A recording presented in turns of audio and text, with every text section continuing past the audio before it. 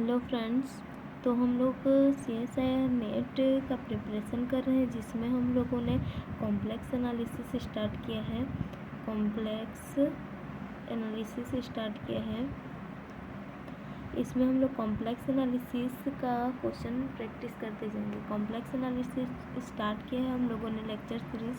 तो इसमें हम लोग कॉम्प्लेक्स एनालिसिस के इम्पोर्टेंट एक एक टॉपिक को लेते जाएंगे और उससे रिलेटेड सारे क्वेश्चन जो कि सी एस आई नेट के किसी न किसी ईयर में आए हैं हम लोग देखते जाएंगे। तो हम लोगों ने इसी तरह से very important topic on C S I NET जो है एक एनालिटिक फंक्शन टॉपिक है, जो कि बहुत ही इम्पोर्टेंट है। इससे हर साल कम से कम एक क्वेश्चन या एक से ज़्यादा भी क्वेश्चन आते हैं, लेकिन हर साल आते हैं।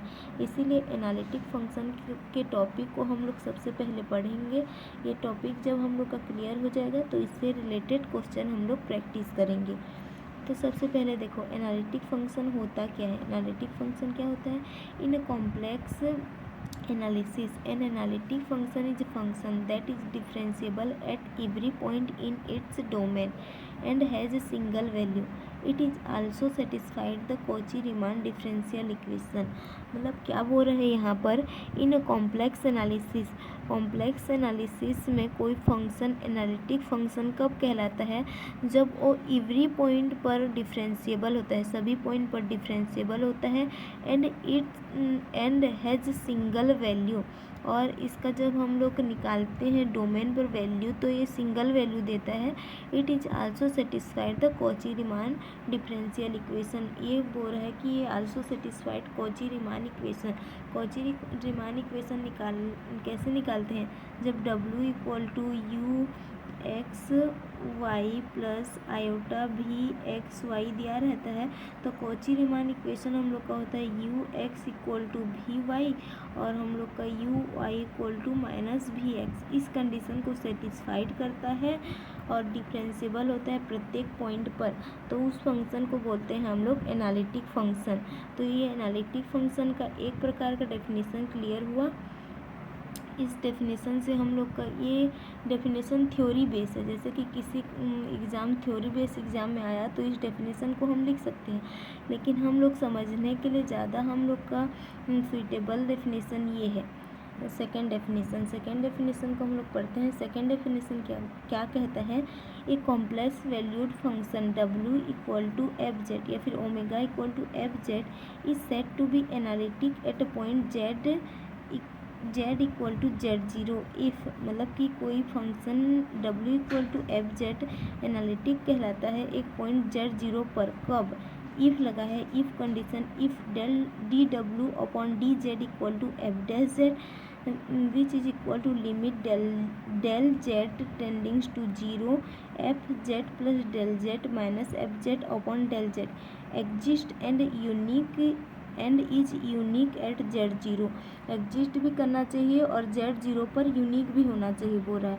तो ये डेफिनेशन से भी हम लोग का क्लियर होता है कि वो हम लोग का डिफरेंशिएबल वैल्यू मिलना चाहिए, एवरी पॉइंट पर डिफरेंशिएबल होना चाहिए, एग्जिस्ट करना चाहिए और यूनिक, मतलब Z0 पर हम लोग डिफरेंशिएबिलिटी चेक करेंगे तो यूनिक मिलना चाहिए, अलग अलग नहीं मिलना चाहिए। इस तरह से होता है। सिंपल हम लोग एग्जांपल देखेंगे, तो जैसे कि एग्जांपल मैं ले रही हूँ एक ठो एफ जेड इक्वल टू, अगर मैं जेड ले ली, F Z equal to Z ले ली, तो इसका तो हम लोग एफ डैश जेड निकाल सकते हैं, 1 मिलेगा। एफ डैश जेड निकाल सकते हैं, 1 मिलेगा।